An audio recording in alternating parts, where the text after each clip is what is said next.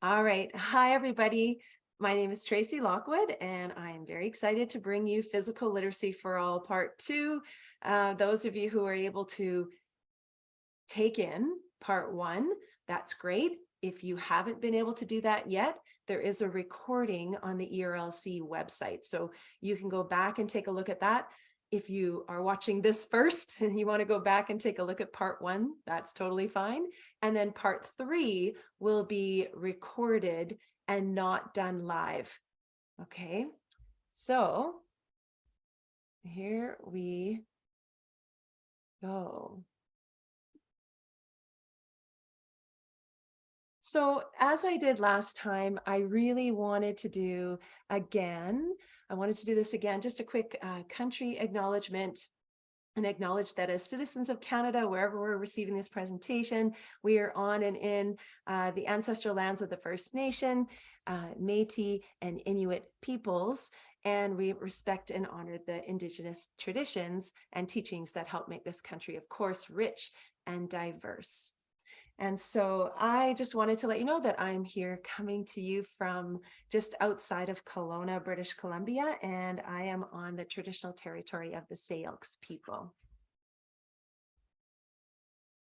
So for this session, part 2 today, we're going to do these 3 things, and we're going to look at these 3 areas. And for those of you who just joined, I am recording in progress right now. And so I believe that we should all try to work smarter, not harder. So instead of doing a second recording, I'm recording right now. All right, so we're going to review physical literacy. We touched on it in part 1 just a little bit, and we're going to go over the why of physical literacy a little bit more in detail, the domains of physical literacy, and just touch on adapted physical literacy, or how to incorporate physical literacy in it and make it more inclusive for everyone. We're going to take a look at fundamental movement skills more specifically, a list of fundamental movement skills. I'm going to share with you a planning matrix that I've used and do use. And then also some activities. Like always, I love for the sessions to be practical, even though this is virtual. I hope that we can move around maybe wherever we are. And then support, of course, like always, every single session will have some resources, some websites, some programs, and so forth to then help you along your journey. So for those of you who weren't able to make the first session, again, my name is Tracy Lockwood. I am a phys ed specialist. I am also a consultant in the area of health, physical education, and wellness. And I am the owner of Play Education. I'm a dance play operator. I'm also the grassroots coordinator for Athletics Alberta. And I am very excited to bring this session to you. Now I'm going to share with you a quick video and just 30 seconds. It's only 30 seconds. And it's going to highlight just some reasons why we should teach children fundamental movement skills, because eventually they're going to be adults.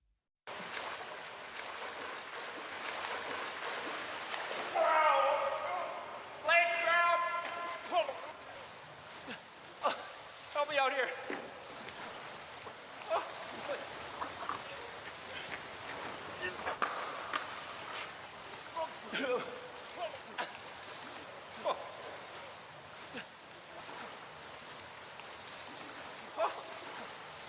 Swim to it. All right. I have, oops, sorry about that. Another one to share with you. So that was a really quick one, just to get us in the frame of mind of fundamental movement skills. Hey, Lindsay. Hey. Have you got any Post-its? Yeah, sure.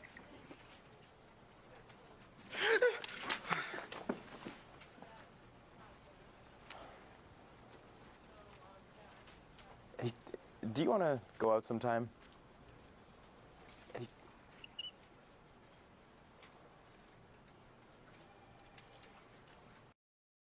All right. I hope that was just like a fun way to show you fundamental movement skills and how important they are for life.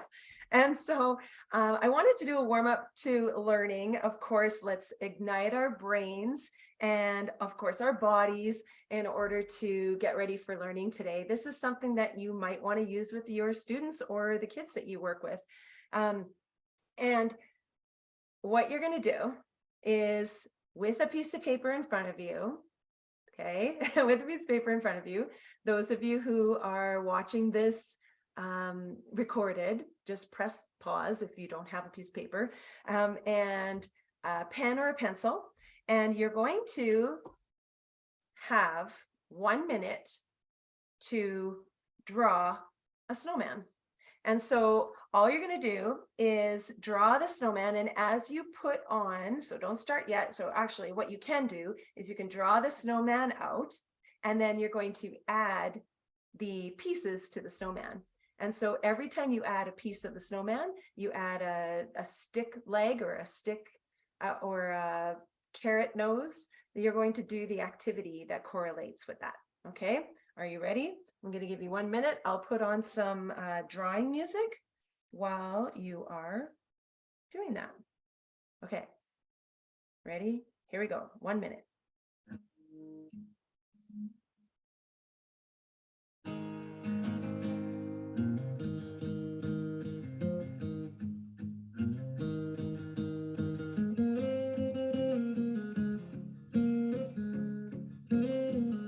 As you put them on, do the activity.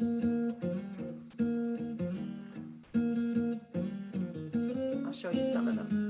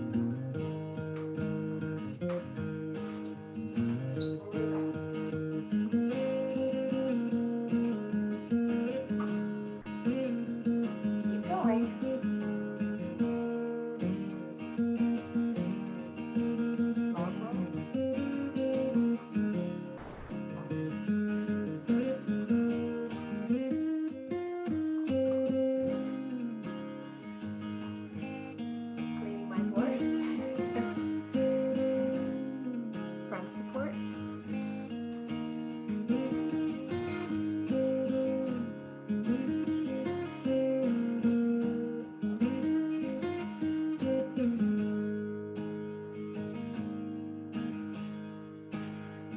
All right, and 5, 4,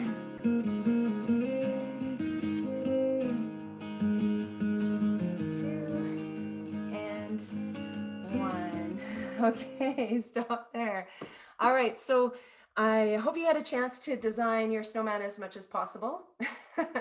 And so basically, I have just one question for you. What other themes could you ask students or your participants to design besides a snowman? I know this kind of works nicely with this time of year. Maybe you want to type it in the chat box. What other themes?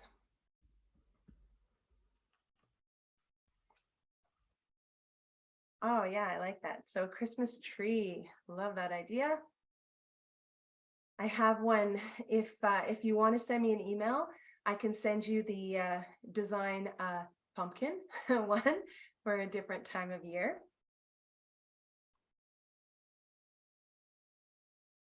Yes, exactly, a jack-o'-lantern. So make it seasonal. So think of the different seasons, think of the different themes that you could utilize.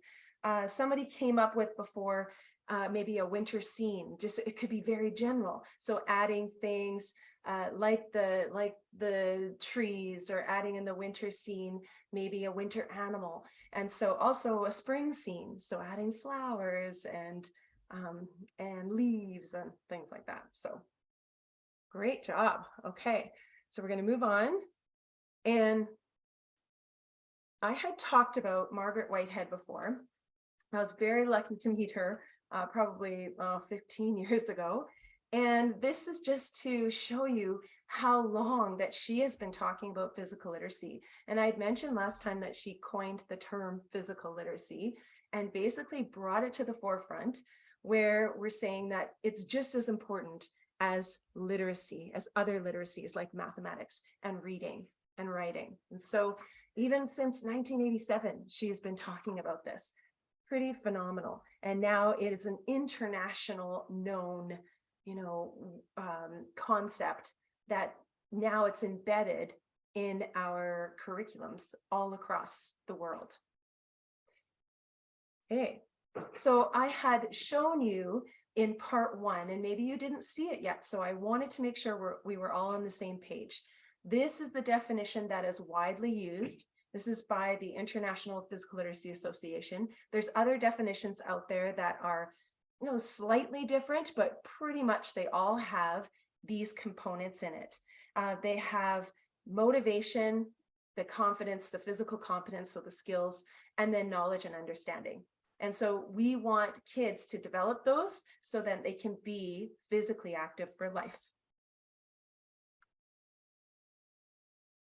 And physical literacy is not just about, learning the skills at a young age.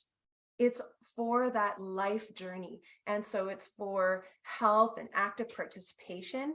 It's really for maybe performance in a job, for example, and choosing a vocation or a career that's based on the fact that you have to be physical, like in construction, or working with your hands, or even running like a police officer would do, and have to be, physically literate to be able to do those sorts of jobs. And it could be for prevention. It is for prevention, for injury, for knee injuries, for other injuries that happen, and joint health, and also for rehabilitation. If you are struggling with an injury with your knee, then maybe you're in the pool and you know how to swim. So you're going in the pool so you can use that as a rehabilitation for gaining your physical literacy back. These are the 4 domains of physical literacy. So the physical domain, we touched on that in part 1, because that is all about the fundamental movement skills. We're going to be doing some more activities today around fundamental movement skills and those 3 different categories.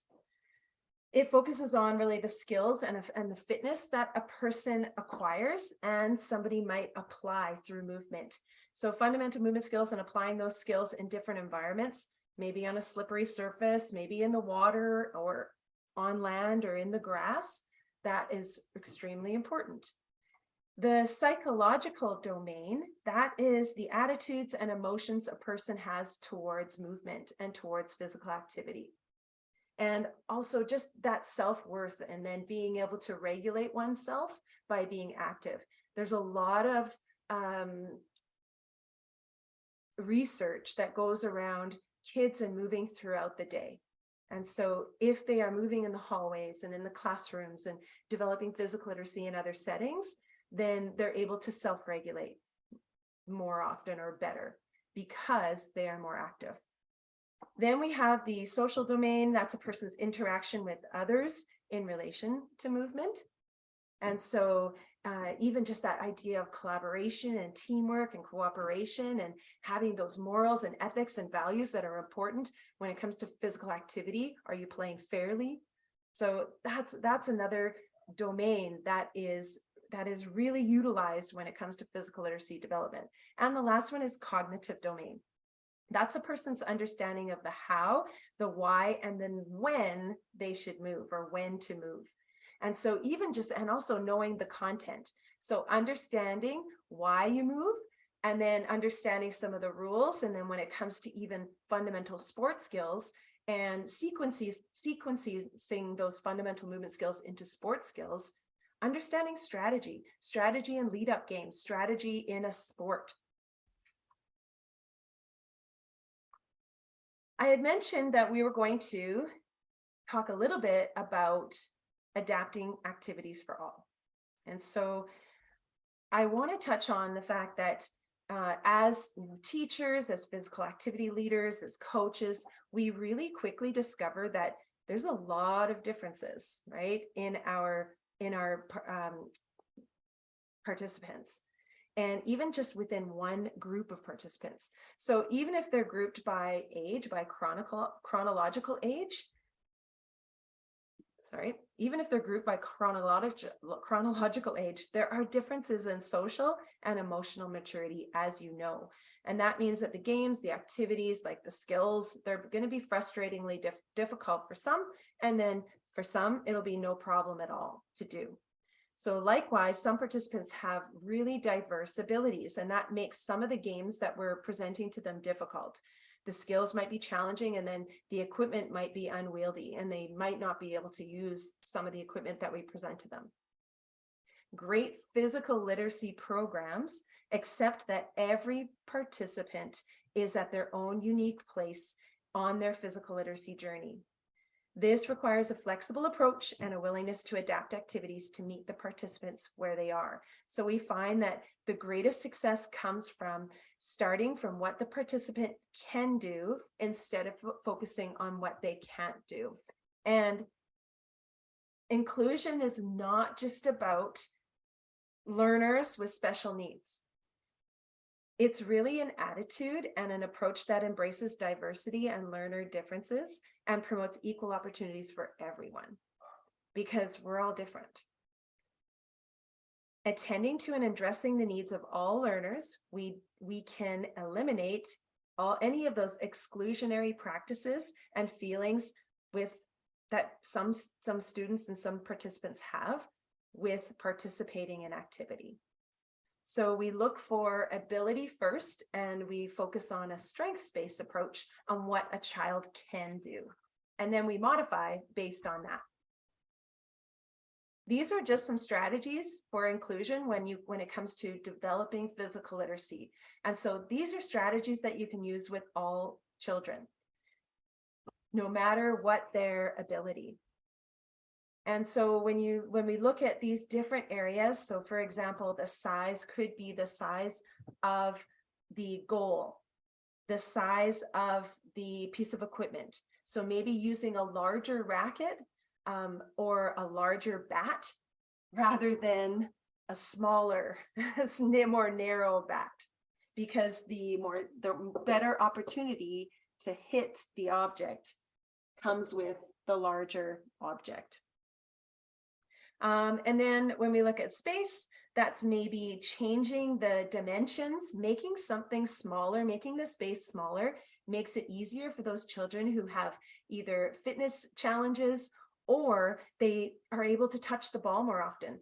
And when you look at space, when you're making the space smaller, making those teams even smaller. So 1 versus 1, 2 versus 2. I love the power of 3. A lot of times I'll have my students are in groups of 3 when it comes to relay activities or group games. Speed is referring to it's just referring to how fast we have objects fly or how fast our students or participants can go. So changing the locomotion will change the speed.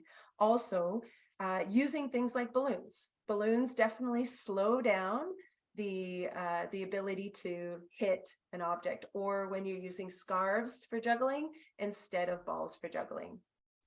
And another few examples for support, using a tethered ball. So either a ball that's tethered to the wrist, or maybe it's a ball like you've seen in the past for soccer.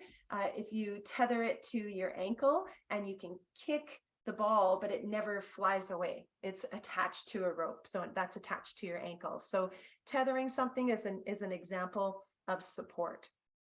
Maybe using hula hoops for nets that are larger instead of baskets that are for basketball.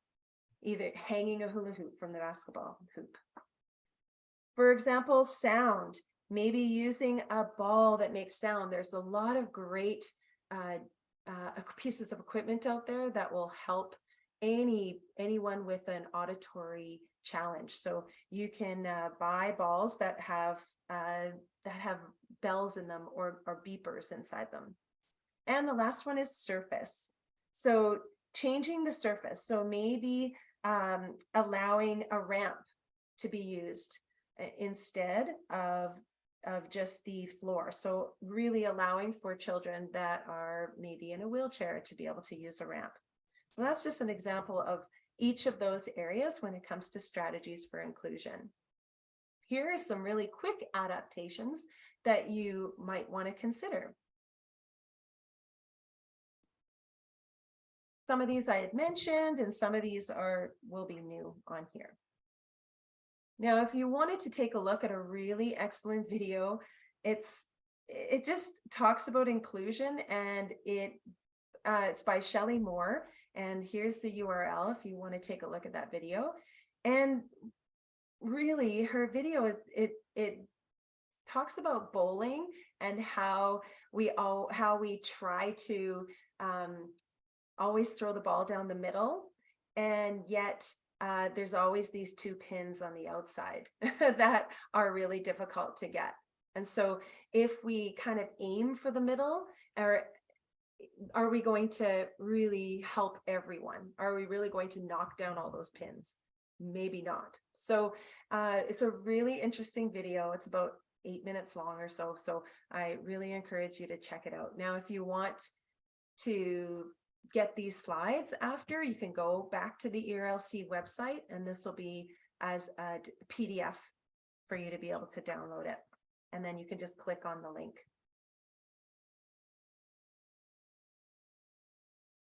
Here are some questions just to ask yourself, and know that if you notice maybe disruptive behaviors, maybe you notice a lack of motivation with your participants, or maybe a lack of participation in general, maybe negativity or frustration, or maybe poor attendance and poor skill performance, it's often because the activities that you're teaching them are not maybe developmentally appropriate and maybe not modified enough for them to feel confident, right? To feel successful and to feel motivated to want to continue to participate. And I always say to myself, just remember that we are responsible for 100% that happens in our class 100% of the time. So that structure is really important, and asking yourself these questions may just help you tweak what you're doing and how you're presenting those activities.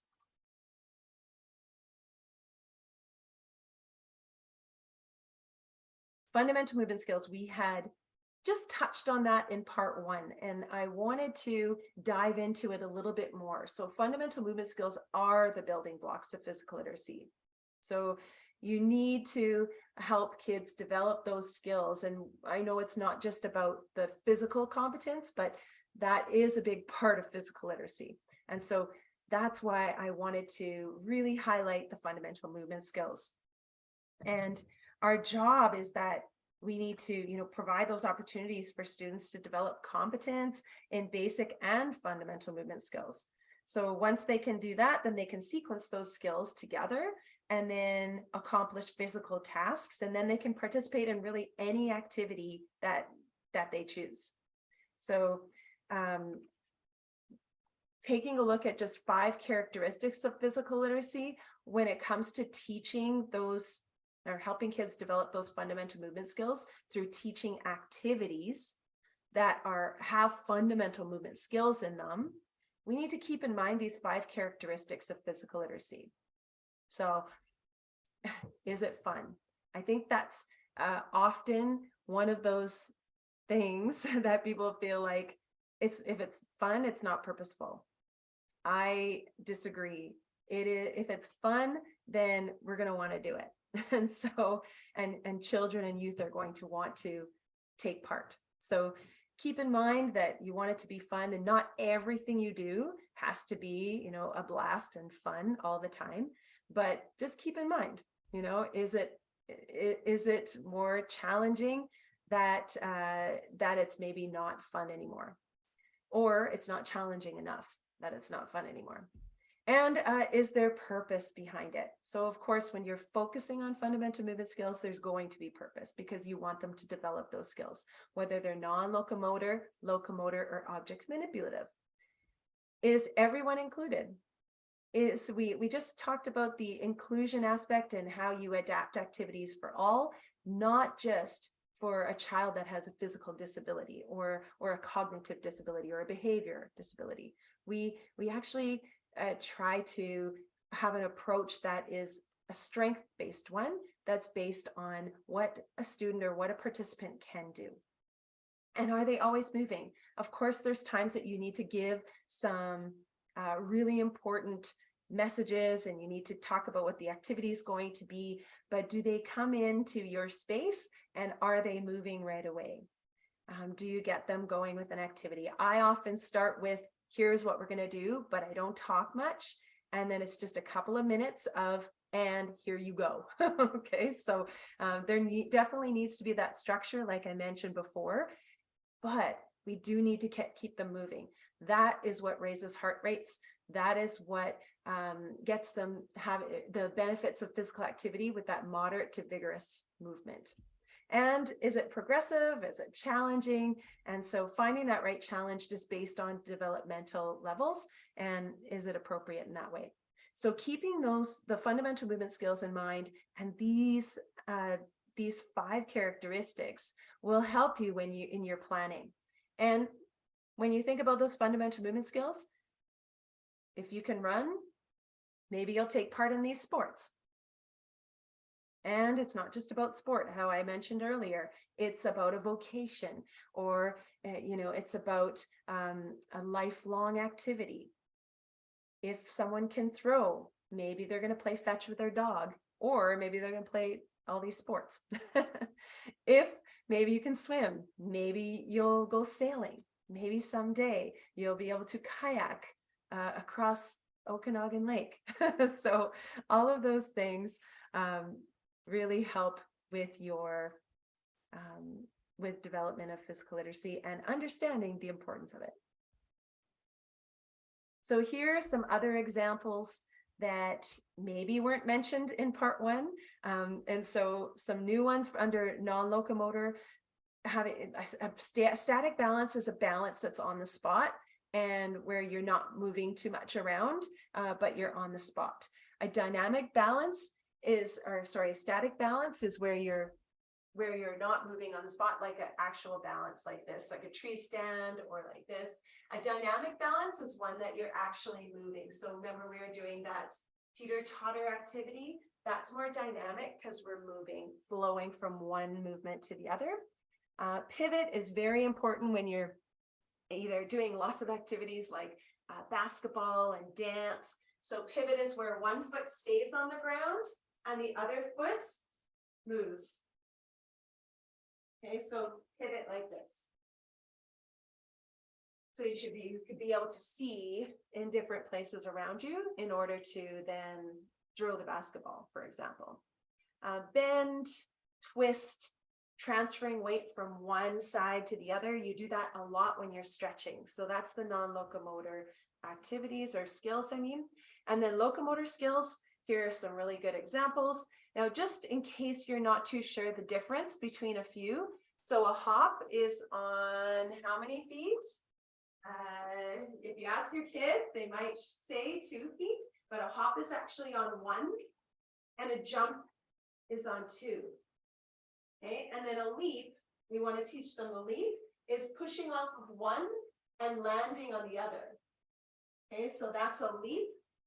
When you leap, that was a hop. But when you leap, you push off of one foot and land on the other. And side shuffle is where you're not crossing your feet. Really important for defensive moves. And then different object manipulative skills, such as throwing and rolling and catching, kicking, dribbling, of course, with your feet, with your hands. All right, so I wanted to share with you this planning matrix. So the planning matrix just really shows how you can take some warm-up activities. And the great thing is that kids, children and youth, they really love routine. So if they know a few of these already and you try them throughout a unit, if you're a teacher, you're doing a unit, or if you're, a recreation leader, maybe you're doing a session plan.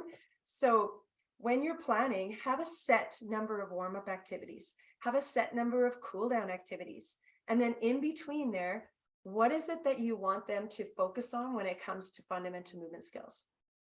Because if you are a teacher, you probably will notice that nowhere in our curriculum, new or old, does it say that we have to teach basketball or we have to teach volleyball.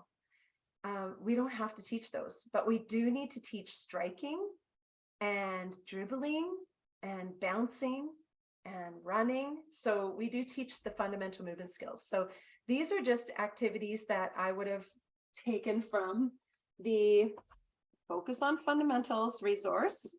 This is what it looks like. Okay, so if it says P in brackets, that's a Focus on Fundamentals resource from Play Education. Or if it's ML behind it, that's from the Mini Legends program. And so I'm going to share with you some activities, or one activity called Last Legend Standing, focuses on balance, from the Mini Legends program. And I'm going to share with you an activity from Focus on Fundamentals today, and then another activity from a different resource.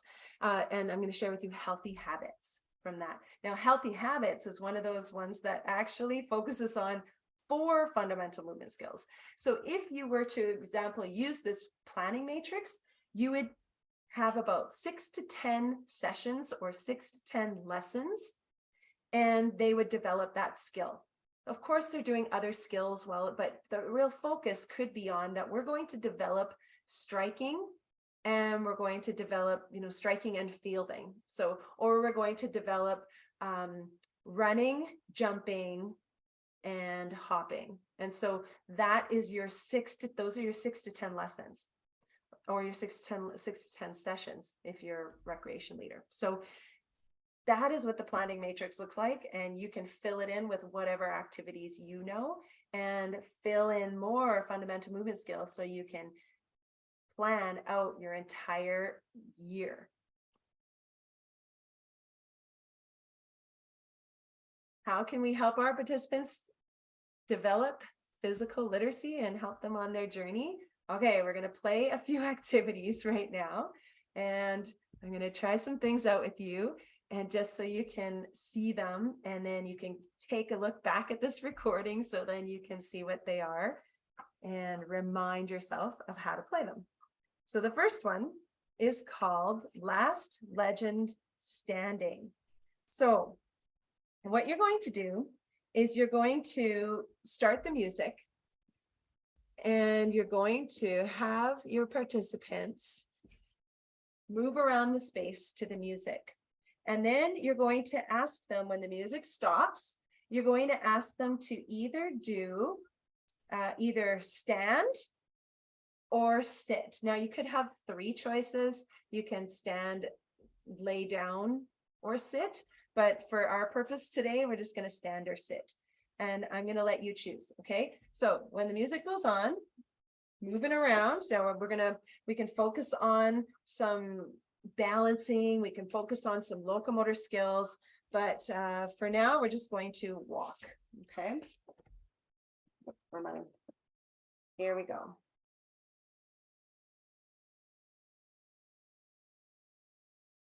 Okay, let's try this song. All right, walking around the space.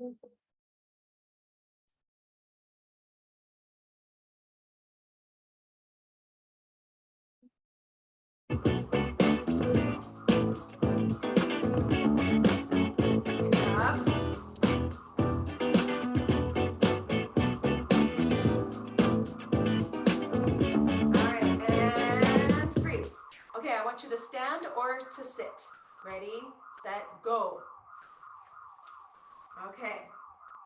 Everyone who is standing, I want you to perform a balance. But everyone who is sitting, I want you to reach for your toes Okay, reach for your toes, and you're going to do a stretch and just hold there. So everyone who's standing balance, everyone who's sitting, reach for your toes and do a stretch. Good job. 3, 2, 1. All right, here we go again. All right, move around, maybe go backwards.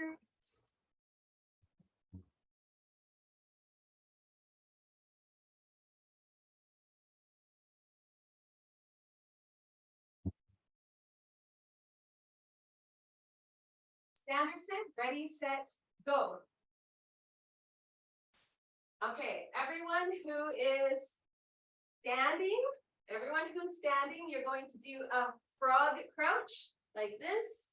Okay, it's a yoga pose, but you're gonna hold a frog crouch. And everyone who is sitting, you're going to just relax. Okay. All right. We're gonna try a couple more. 3, 2, 1, and you want to try a different walk, maybe a crab walk.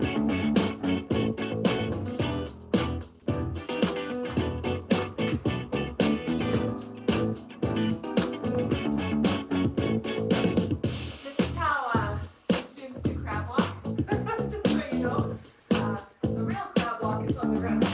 Okay, 3, 2, 1, freeze. All right, so everyone who is standing, you're going to do a tree pose. So put your foot below or above your knee. I found this on the web. And hold it there. Remember when we talked about balance in the part 1? You can touch your belly button. You can look at a spot that's not moving in front of you. You can hold your arms out. Okay, and everyone who is sitting, you're going to sit in a tabletop position like this, like a crab walk position, and just hold it there. Okay, standing tree pose, sitting tabletop. For 3, 2, remember we're working on non-locomotor skills and balancing. Let's try one more. Okay, one more, so you can see what they're like. All right. You can try one and walk. Maybe you can try to shuffle. Maybe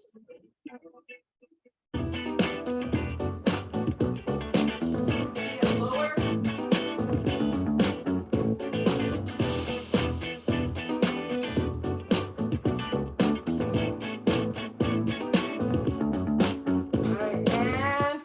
And then you say, everyone who's standing or sitting, I want you to lay down, close your eyes, take some deep breaths in.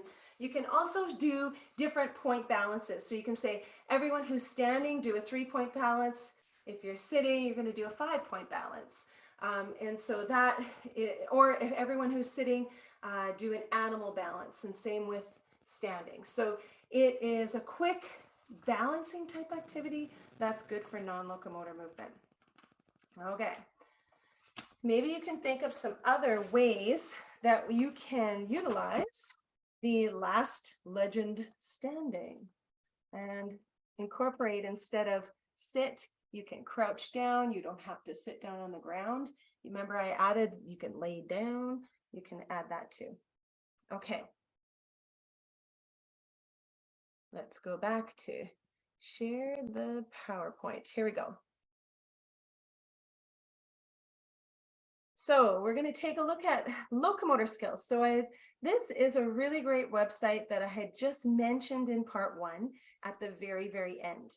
This is the school physical activity, physical literacy website, and they have several activities. This, how many of you, for example, play tag games? I play tag games all the time. There's a million different types of tag games that you can focus on non-locomotor skills, locomotor skills, manipulative skills, tons. This activity is in the tag for physical literacy section on that website. So really simple. You can start with one fundamental movement skill, one locomotor skill, such as hopping. And so you spread out some hula hoops. Now, I don't have hula hoops. I'm going to stop the share for a sec. I don't have hula hoops. So I use spots like these. Okay, change the view here.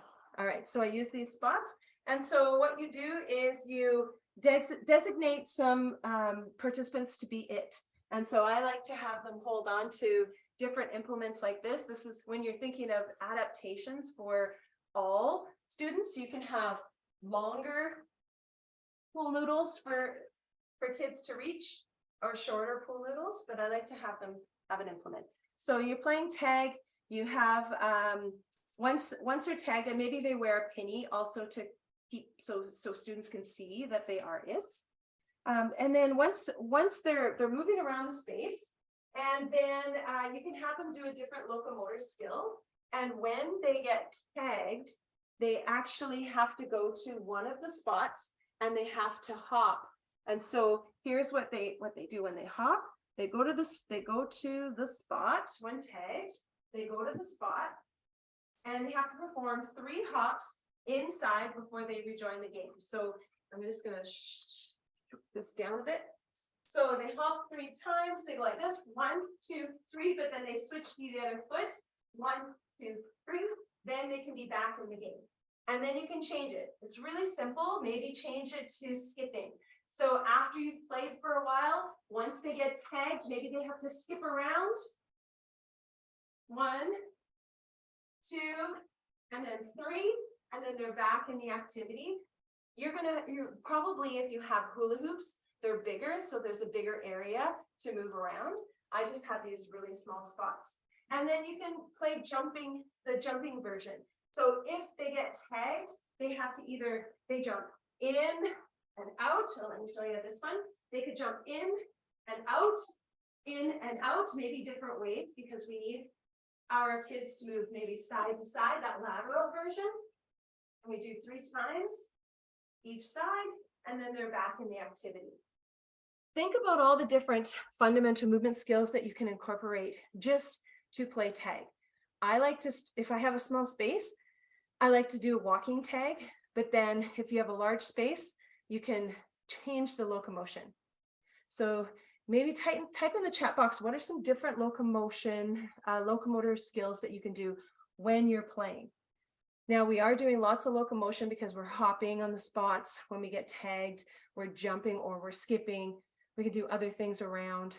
So think about the locomotion when you're playing tag though. I was just showing walking. What are some others? Can you type in the chat box? What are some others? Ooh, sliding. Sliding or gliding would be good, because especially now, if you're in a wintry kind of place that has snow and that has ice, they can practice their skating, practice their gliding, like we did in part 1 in the last activity, if you saw that one. Awesome. You could gallop, right? Crawling is great. All right. Lots of different animal movements. They can move around in different locomotor ways, moving like different animals. Bear crawl. We did crab walk already. Frog jump. And we call it bunny hop, but do bunnies really hop? I don't know. So I'm thinking bunnies don't hop. They actually jump because they go from 2 feet to 2. So they could bunny jump. They could slither like snakes. Okay, I'm going to share my screen again. Thanks for those ideas.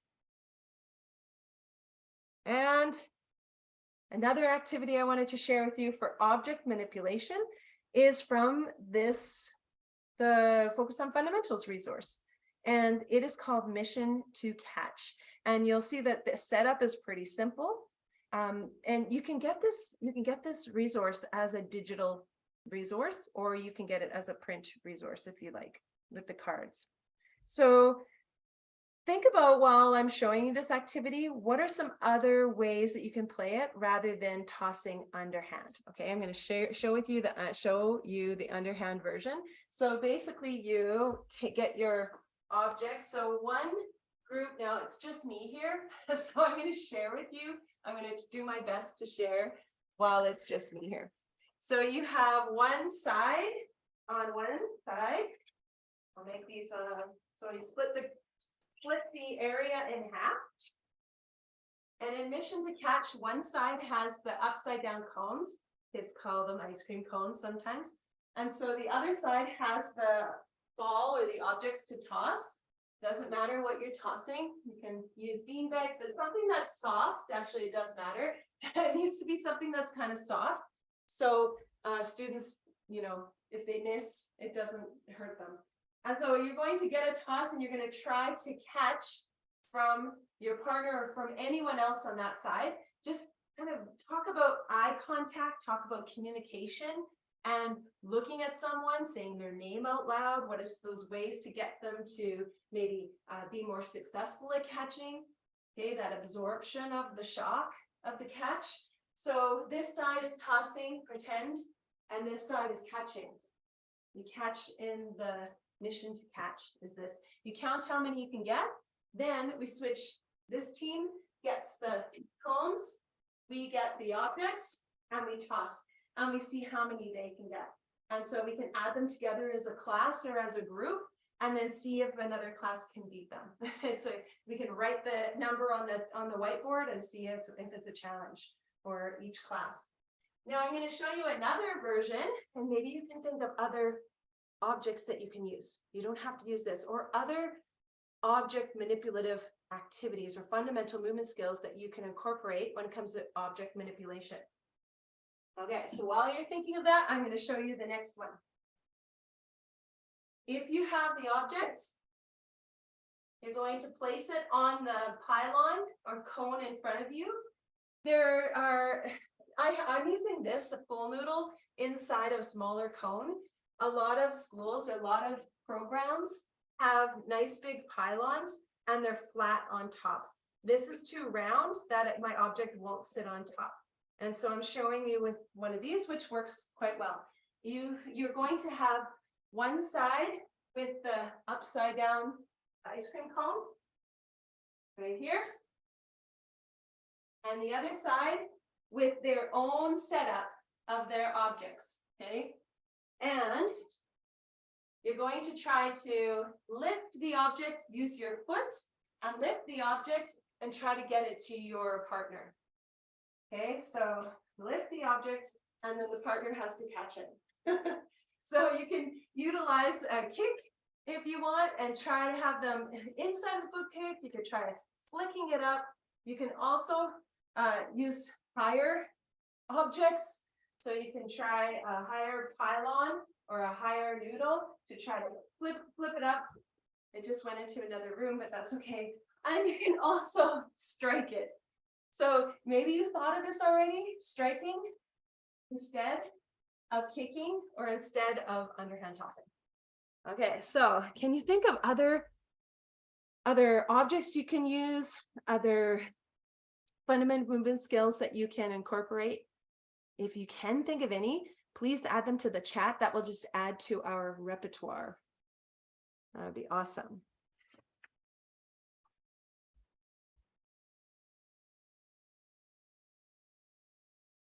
Okay, I'm going to share it again. So this is going to take us now to another activity that I think, I know that kids love it. It's really fun, but it incorporates all of these fundamental movement skills. So it incorporates tossing and catching, it incorporates running or different locomotor skills, and a little bit of non-locomotor skills. So I'll explain it first, and then I will then I'll show it to you. Okay, it's called dice, catch, ditch, dash. Dice, catch, ditch, dash. Say that really fast 10 times. And so you're going to scatter the hoops. I already had them scattered, so I'm going to scatter them again. And I'll unshare in a second. 1 second, I'll quickly set it up. Okay. You're going to be placing some dice, 2 of them, on at each hula hoop or spot, and you're going to place 1 object there. Okay, so, oh, I like that idea. So Cheryl from the last activity says larger ball for inclusion for sure. And then maybe a smaller ball or object for the older students. I love that. You can even use a beach ball. You can even use a balloon to slow it down when we talked about the speed of things. I love it. So yeah, think about your equipment. How can you just change it? Or even give Give participants a choice. Let them go to the bin and let them choose a beach ball or a dodgeball or a soccer ball to flick up. So or a volleyball to strike. Okay. I'm going to share with you this last activity called Dice, Catch, Ditch, Dash. Okay. All right. So I have my 2 dice. You can have the smaller ones, like the little ones that you can get at probably a dollar store. And you're going to place them in one of the hoops. This is our last activity, folks. And you're going to get an object for them to toss and catch with. Okay, I have one of these. They're awesome. They're nice for catching because they're grippy. They're like little elastic bands almost. And so you're going to put that at each of the spots. So each spot has that, or each hula hoop is better because it keeps it a little bit more contained. And so if you have a hula hoop, you can even put a little mini football there, or you can put, if you're doing different activity like striking, you can put different objects there. I just have these ones. All right. 2 people go to the spot, go to a hula hoop. They meet up with somebody on the other side. They each roll one of the die, okay? So they each roll, this person rolls, you add them up. The number is 5. We got a 4 and a 1. So we're gonna do 5 tosses and catches. So my partner and I here are gonna toss and catch 1, 2, 3, 4, 5. We're gonna put it all back. We're gonna say see you later or fist bump, whatever it is that you want them to do. You are legendary. And then they're gonna go and do 1 lap of the whole area of your playing area.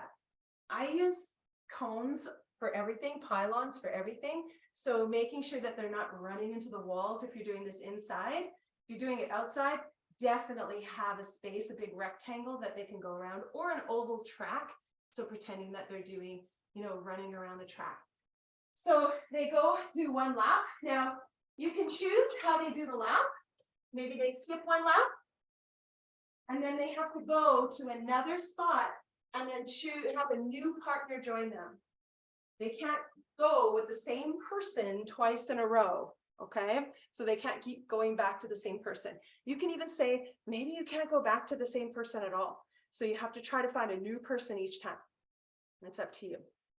All right, so any other ideas, instead of just tossing and catching, maybe you can type in some different ideas rather than, the addition. Maybe we can do something else with the dice, just thinking kind of outside the box too.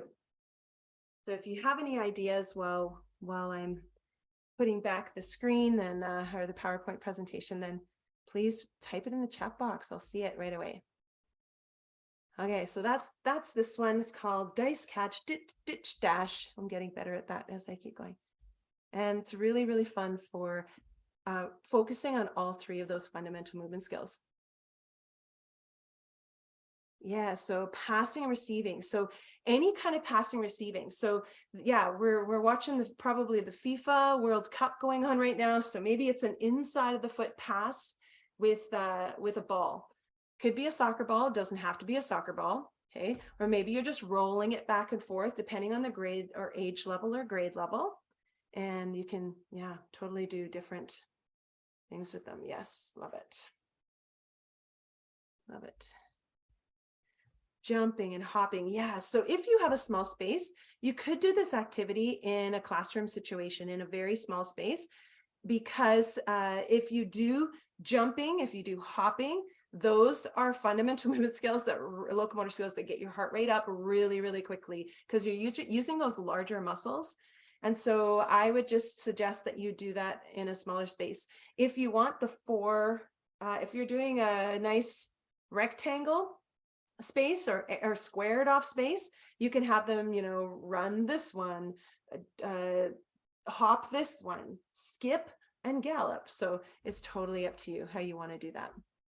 Lots of different ways you can incorporate this activity and change it up. So here's some extra resources. This is the early years resource from earlyyearsphysicalliteracy.com is a really great one. It's called A Hop, Skip, and a Jump. And if you haven't seen it, there's a couple of editions of it. This is this picture of the second edition. And this is an idea that someone shared with me a while ago. There are stomp boards that you can purchase through different sporting equipment providers, but you can also DIY. You can do it yourself and make your own stomp board. And so this is an example of what one might look like. And basically a child would just put the object on the end, stomp on it on the other end that's cantilevered, and you can try practice catching things. Really great way for individual practice and also for partner practice. All right, and Play Builder. So on that same website, if you go to schoolpapl.ca, you can click on Play Builder and you can see hundreds of activities and hundreds of resources. But you can also, in the future, individually, you'll be able to log on and become a Play Builder member just on your own individually, but also for your organization right now, or a school, for example, you can purchase a Play Builder membership for the website. So take a look at that, but there's still hundreds of free resources.